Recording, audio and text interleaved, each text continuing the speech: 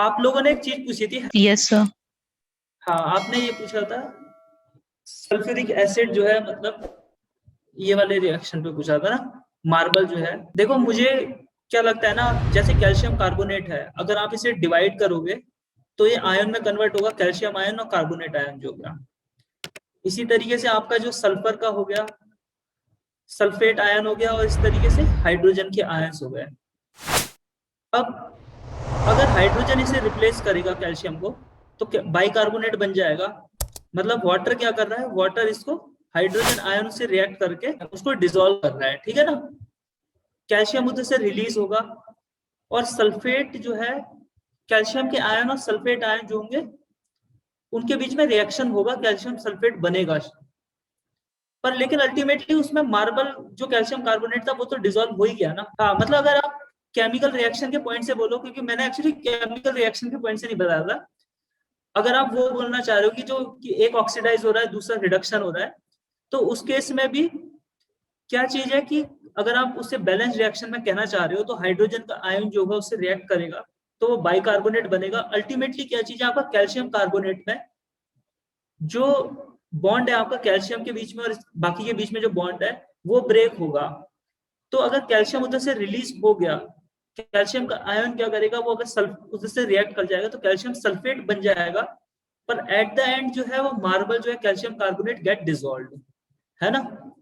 तो अगर आप केमिस्ट्री के पॉइंट से बोलोगे तो आपने बिल्कुल सही बोला। वो बात मुझे लग रहा है कि जो कैल्शियम का आयन होगा और सल्फेट आयन होगा, वो भी उनके बीच में भी रिएक्शन होगा और उसका कंपाउंड बनेगा कैल्शियम सल्फेट। पर अगर आप केवल मार्बल तक की बात करें तो उसमें क्या चीज होगी, कैल्शियम जो है gate replaced by hydrogen ion. ठीक है। हाँ, आपने सही बताया। ये बात जो थी ना बैलेंस्ड वाला रिएक्शन की, वो इन दोनों के बीच में रिएक्शन होगा। जो आयंस होंगे, एक पॉजिटिव आयन बन रहा है और दूसरा नेगेटिव आयन बन रहा है, तो उनके बीच में रिएक्शन होगी, कंपाउंड बन जाएगा। तब वो मतलब बैलेंस्ड हो जाएगा रिएक्शन। एक तो आपको ये बताया था मैंने कि जो सॉइल के अंदर, तो सेम जैसे आपने इधर ये देखा था, कैल्शियम कार्बोनेट है जो, और जो सल्फ्यूरिक एसिड है वो वाटर हाइड्रोजन आयन कैसे उसे रिप्लेस कर रहा है, सेम सॉइल में भी होगा। आपका सॉइल के न्यूट्रिएंट जो होंगे वो भी लीच कर जाएंगे, कंपाउंड से रिलीज हो जाएंगे। वो सॉइल जो होगी एसिडिफाई होगी। लेकिन क्या चीज है, इंडिया में जो सॉइल है वो अल्कलाइन टाइप की है, उसकी पीएच वैल्यू हाई है, तो क्या है उस पर इतना इम्पैक्ट नहीं पड़ेगा, उसकी बफरिंग कैपेसिटी ज्यादा हो जाएगी। ठीक है, ज्यादा है। एक्वेटिक लाइफ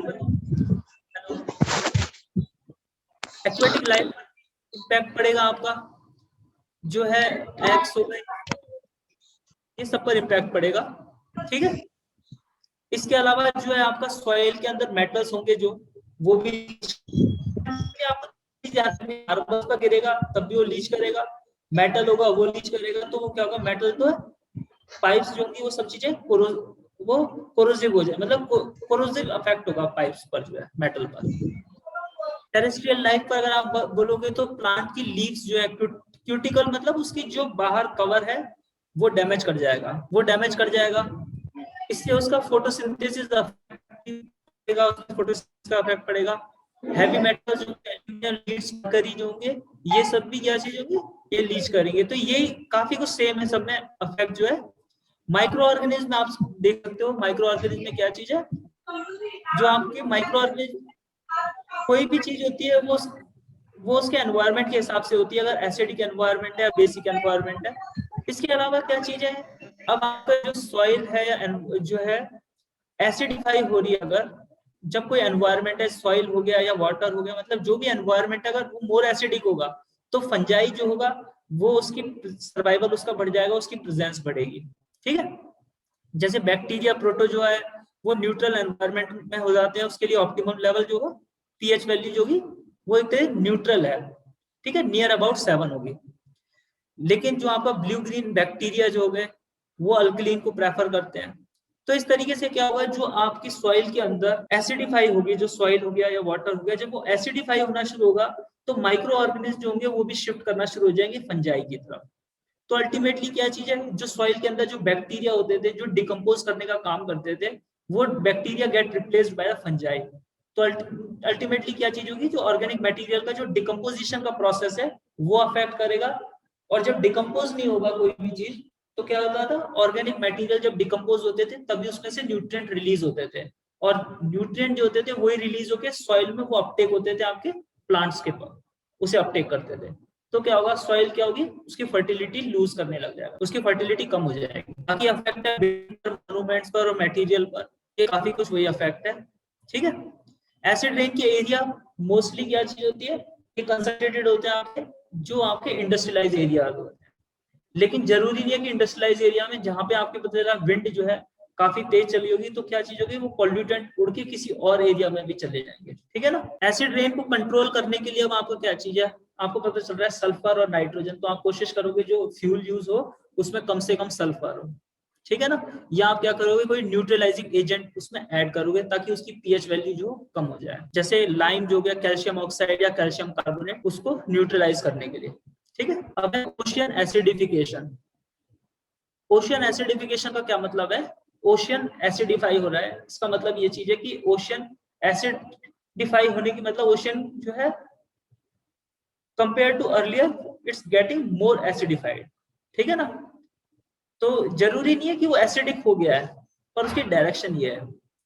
अब ये होता कैसे है, जो आपका एटमॉस्फेयर में कार्बन डाइऑक्साइड बढ़ रही है अगर, ठीक है ना, वो कार्बन डाइऑक्साइड वाटर में डिसॉल्व करेगी, ओशियन के वाटर में डिसॉल्व करेगी, कार्बोनिक एसिड बन जाएगा।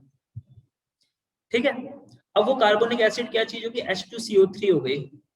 अब ये कार्बोनिक एसिड जो है, हाँ सर, समझ आ रहा है ना आप लोगों को, तो ये क्या चीज है कि आपकी जो कार्बन डाइऑक्साइड कार्बोनिक एसिड हो जाएगी। ठीक है, अब आपके उसमें वाटर में हाइड्रोजन के आयन बढ़ रहे हैं।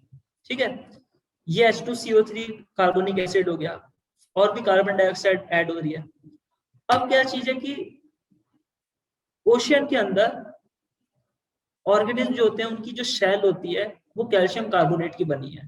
ठीक है ना, कैल्शियम और कार्बोनेट के बीच में रिएक्शन है, और कार्बोनेट कहां से आ रहा है, वो कार्बन डाइऑक्साइड जो आपके वाटर में जब डिसॉल्व होना शुरू होता है, कार्बोनिक एसिड वो बाइकार्बोनेट और सिर्फ कार्बोनेट में कन्वर्ट हो रहा है। और कैल्शियम कहां से आ रहा है, जो आपके रिवर्स है, ठीक है ना, रिवर हो गया, किसी जगह से भी रॉक जो है उसकी वेदरिंग होते हुए, तो जो रिवर में वाटर आ रहा है उसमें क्या चीज है, ऊपर से रॉक जो है वो डिसॉल्व होती आ रही है, तो रॉक के अंदर क्या चीज है, काफी सारे डिफरेंट एलिमेंट्स हैं आपके, उसमें हो सकता है सोडियम हो, इसके अलावा पोटेशियम हो, इसके अलावा आपका ये चीज हो सकती है कैल्शियम भी हो सकता है। तो कैल्शियम क्या चीज है, वो ऑर्गेनिज्म यूज कर लेते हैं कैल्शियम के साथ में ये कार्बन डाइऑक्साइड जो है, कार्बोनेट जो है, तो ये जितने ऑर्गेनिज्म होते हैं वो शेल बनाने के लिए कैल्शियम और कार्बोनेट के उसमें रिएक्शन हो रहा है, और वो क्या चीज बनी है, कैल्शियम कार्बोनेट, तो उनकी शेल जो है कैल्शियम कार्बोनेट की है। लेकिन क्या चीज है, जब आपकी कार्बन डाइऑक्साइड जरूरत से ज्यादा ऐड हो रही है, ठीक है ना, कार्बन डाइऑक्साइड ऐड होती जा रही है, इसका मतलब हाइड्रोजन के आयन बढ़ रहे हैं। अब कार्बन डाइऑक्साइड ऐड हो गई, कार्बोनिक एसिड बन गया। अब कुछ कार्बोनिक एसिड जो है, मतलब वो H पॉजिटिव आयन जो है, कार्बोनिक एसिड जो है फर्दर किस तरीके से हो सकती है, ब्रेक हो सकती है, H पॉजिटिव और बाइकार्बोनेट में डिवाइड हो सकती है। ठीक है, अब ये H पॉजिटिव आयन जो एक्स्ट्रा है, ये क्या कर जाएगा, कैल्शियम कार्बोनेट जो है आपका, कैल्शियम कार्बोनेट में से कैल्शियम को हटाएगा, सॉरी कार्बोनेट के साथ में रिएक्ट कर जाएगा कैल्शियम कार्बोनेट में, और वो क्या चीज होगी, कैल्शियम कार्बोनेट डिसॉल्व कर जाएगा। अब ये हाइड्रोजन आयन जो है, कैल्शियम को रिप्लेस किया उसने, कार्बोनेट के साथ रिएक्ट हो गया, तो जो कार्बोनेट है वो भी बाइकार्बोनेट में कन्वर्ट होना शुरू हो गया। ठीक है, तो आपके जो ऑर्गेनिज्म है वो उसमें जो कार्बोनेट था, उसकी शेल में कार्बोनेट था, वो सारा बाइकार्बोनेट में कन्वर्ट हो गया। तो वाटर में क्या चीज है, अल्टीमेटली या तो कार्बोनिक एसिड बचेगा या फिर आपका बाइकार्बोनेट बचेगा, कार्बोनेट नहीं होगा, वो डिसॉल्व होना शुरू हो जाएगा। ठीक है ना, एक्स्ट्रा हाइड्रोजन आयन जो होंगे वो रिएक्ट करेंगे कार्बोनेट के साथ में, और कैल्शियम कार्बोनेट क्या होगा, डिसॉल्व करना शुरू हो जाएगा, तो जो ऑर्गेनिज्म है उसका सर्वाइवल कम हो जाएगा, जितने भी शेल वाले ऑर्गेनिज्म है। ठीक है, तो ओशियन एसिडिफिकेशन में सबसे बड़ा नुकसान क्या चीज है, जो आपके शेल वाले ऑर्गेनिज्म है उनका शेल जो होगी वो डिसॉल्व कर जाएगी और उनका सर्वाइवल डिस्टर्ब करेगा। ठीक है, तो कार्बोनिक एसिड बना, बाइकार्बोनेट, या तो वाटर के अंदर कार्बोनेट रहेगा, बाइकार्बोनेट रहेगा, या फिर आपका कार्बोनिक एसिड रहेगा, सारा कार्बोनेट डिसॉल्व होना शुरू हो जाएगा और कन्वर्ट हो जाएगा आपका बाइकार्बोनेट में। ये समझ रहे हैं आप लोग को? Yes sir. तो ये कार्बोनिक एसिड हो गया H2CO3। अब आपकी क्या चीज है, H और दूसरा बाइकार्बोनेट में कन्वर्ट हो गया। अब ये जो H पॉजिटिव आयन है वो क्या करता है, जाके कैल्शियम कार्बोनेट जो आपकी शेल बनी हुई है उसकी, उसमें कैल्शियम कार्बोनेट में कार्बोनेट के साथ रिएक्ट कर जाता है और कैल्शियम कार्बोनेट डिसॉल्व हो जाता है वाटर में। कार्बोनेट जो है हाइड्रोजन के साथ रिएक्ट करेगा, बाइकार्बोनेट बनेगा। तो अल्टीमेटली क्या चीज है, आपके वाटर में या तो बाइकार्बोनेट बन रहा है या फिर वाटर में आपका कैल्शियम कार्बोनेट बन रहा है, क्योंकि H पॉजिटिव आयन इतने ज्यादा आ रहे हैं कि वो कार्बोनेट के साथ रिएक्ट कर करके उस बाइकार्बोनेट में बदल देता है। और भी फर्दर अगर ये बाइकार्बोनेट जो है उससे हाइड्रोजन जो आयन है वो अगर और रिएक्ट करेगा तो फिर क्या हो जाएगा, वो कार्बोनिक एसिड बन जाएगा। तो अल्टीमेटली आपके वाटर में कार्बोनिक एसिड या बाइकार्बोनेट। ओशियनिफिकेशन का तो सबसे पहले क्या चीज है, ओशियन जो है बोल रहे हैं हम कार्बन डाइऑक्साइड का रिजर्वोयर है, लेकिन ज्यादा कार्बन डाइऑक्साइड भी आप ऐड करते जाओगे तो क्या कार्बोनिक एसिड बाइकार्बोनेट यही बचेगा। एक चीज में लिखी हुई है जो कैल्शिफाइंग ऑर्गेनिज्म है, जैसे कोरल हो गए, जो भी कैल्सिफिक ऑर्गेनिज्म है वो सारी क्या चीज होगी, उसका कार्बोनेट डिसॉल्व कर जाएगा। अब ओशन एसिडिफिकेशन का जो है इम्पैक्ट क्लाउड फॉर्मेशन पे क्या पड़ता है। जो भी एरोसेल होता है, जो पार्टिकुलेट मैटर्स होते हैं, अगर उसके अंदर सल्फर के कंटेंट ज्यादा होते हैं, जैसे आप पे वोल्केनो कोई इरप्ट करता है उसमें सल्फर के कंटेंट ज्यादा है, तो एरोसेल वो भी है, लेकिन सल्फर के कंटेंट ज्यादा होने के कारण क्या चीज है, उसकी रिफ्लेक्टिव कैपेसिटी ज्यादा होती है, ठीक है ना, यानी करता है सनलाइट को। जो हम ब्लैक कार्बन बोलते हैं वो क्या कर रहा है, जो सनलाइट को अब्सॉर्ब कर रहा है, ठीक है ना, तो हीटिंग इफेक्ट ज्यादा होता है उसका। लेकिन अगर सल्फर के कंटेंट ज्यादा होते हैं उसमें, तो उसका क्या चीज होती है, रिफ्लेक्टिव कैपेसिटी ज्यादा होती है, तो कूलिंग इम्पैक्ट होगा। सर रिपीट करो ना, थोड़ी वॉइस ब्रेक हुई। अच्छा, मैं ये बोलना चाह रहा हूँ कि अगर एरोसेल जो है, ठीक है, आप जो फॉसिल फ्यूल बर्न हो रहा है तो उसके बाद जो एरोसेल जो रिलीज होता है, ठीक है, पार्टिकुलेट मैटर को रिलीज होते हैं, अगर उसमें सल्फर के कंटेंट ज्यादा होते हैं, सल्फर के कंटेंट ज्यादा होते हैं, जैसे आपका अगर वोल्केनो होता है उसमें सल्फर के कंटेंट कई बार ज्यादा होते हैं, ठीक है, अगर सल्फर के कंटेंट ज्यादा होते हैं एरोसेल में, तो क्या होगा, सनलाइट को वो एब्जॉर्ब नहीं करेगा, वो रिफ्लेक्ट करेगा, ठीक है।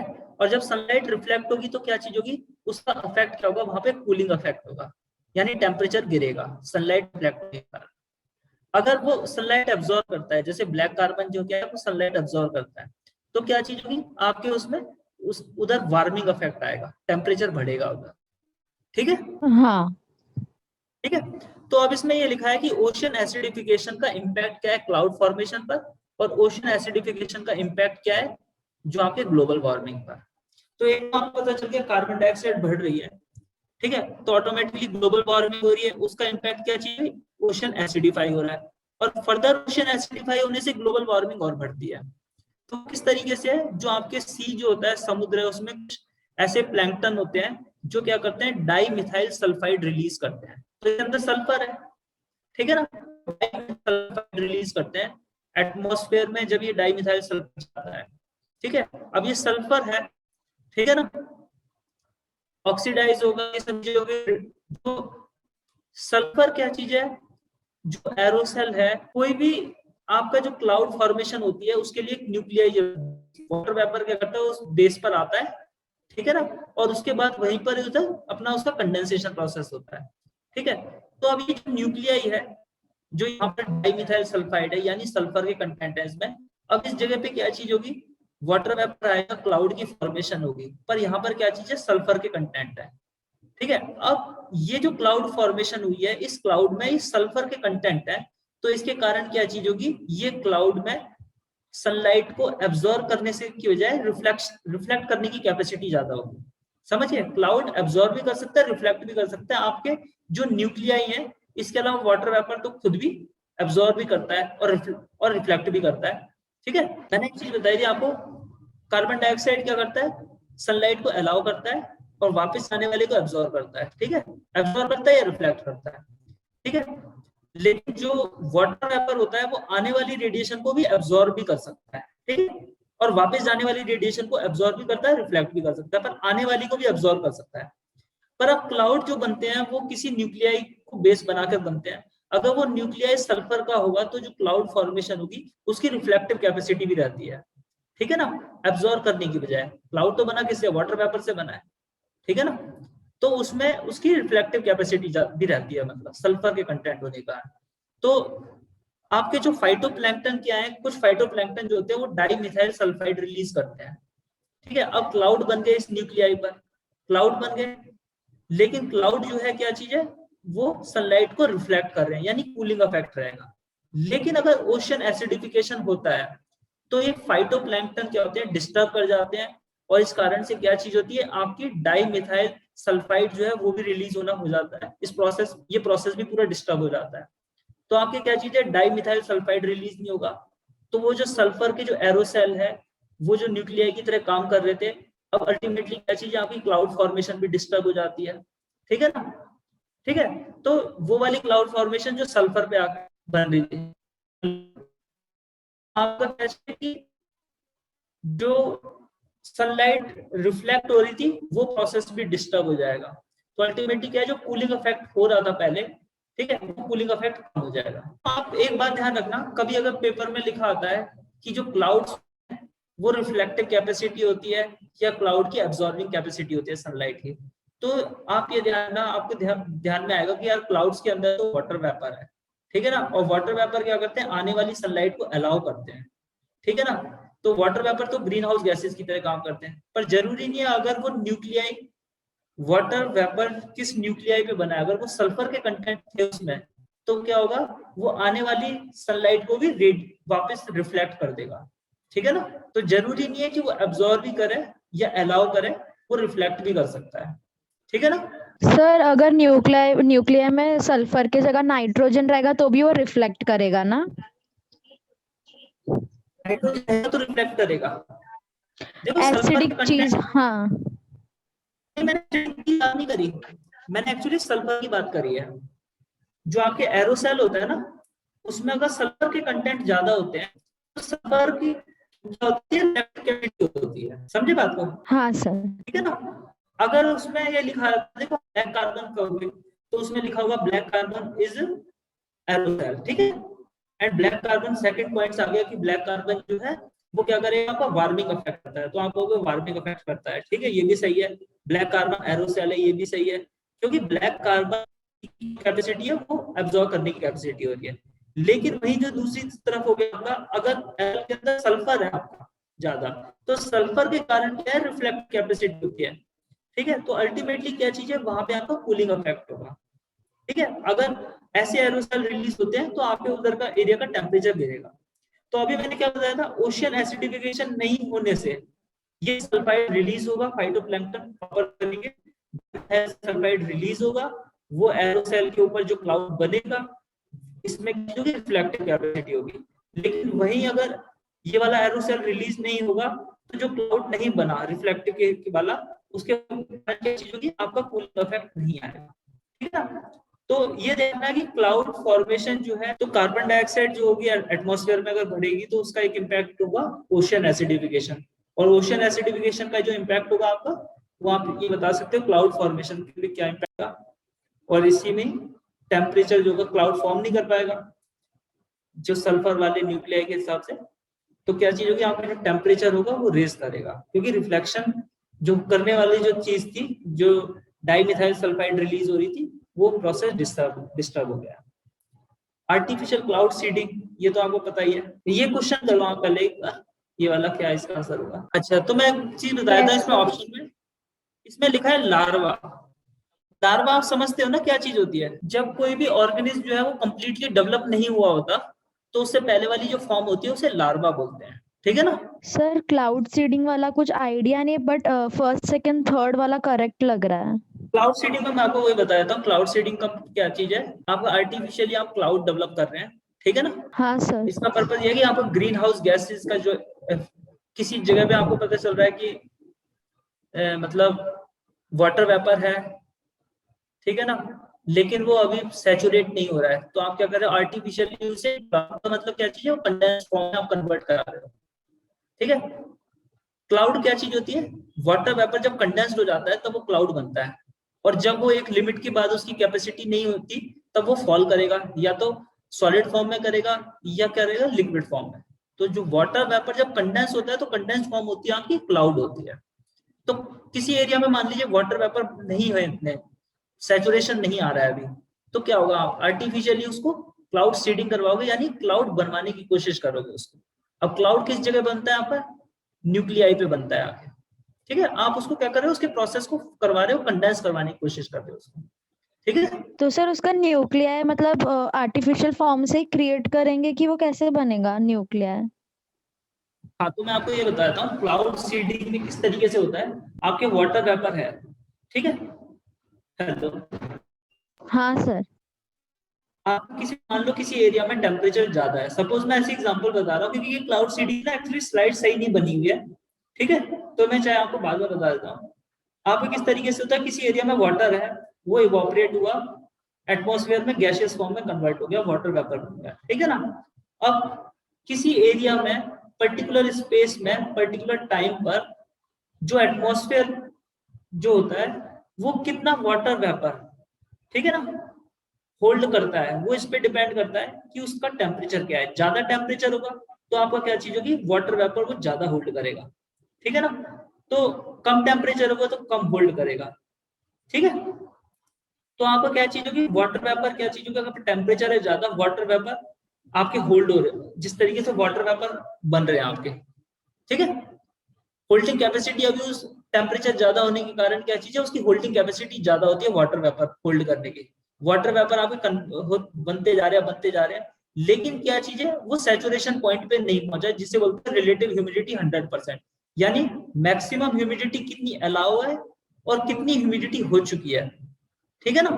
अगर वो ह्यूमिडिटी तक पहुंच गया तो रिलेटिव ह्यूमिडिटी 100% हो जाती है, तब क्या होगा, वो वाटर वेपर क्या होगा, सैचुरेट हो जाएगा, गैसियस फॉर्म से कन्वर्ट हो जाएगा और वो क्लाउड में कन्वर्ट हो जाएगा। तो या तो आइस पार्टिकल्स होंगे, या तो आइस पार्टिकल में होगा या लिक्विड में, जैसे भी होगा क्लाउड फॉर्मेशन होगी, वो किस जगह पे क्लाउड बन रहा है उस पर डिपेंड कर रहा है, ठीक है। अब आपको क्या चीज है कि अगर आप उस एरिया का टेम्परेचर कम कर देते हो, मान लो, ठीक है ना, ठीक है ना, आप उस एरिया का टेम्परेचर कम कर देते हो, जैसे the process of spreading dry ice और मोर कॉमनली है, तब क्या चीज होगी आपकी, ऑटोमेटिकली क्या होगा, टेम्परेचर कम होने से उसकी जो होल्डिंग होगी कम हो जाएगी, मतलब उस एरिया की होल्डिंग कैपेसिटी कम हो जाएगी, क्योंकि कम टेम्परेचर पर आपकी उसकी, कम टेम्परेचर पर मतलब इस एरिया का टेम्परेचर कम है तो वाटर इवोपरेट कम होगा, ठीक है।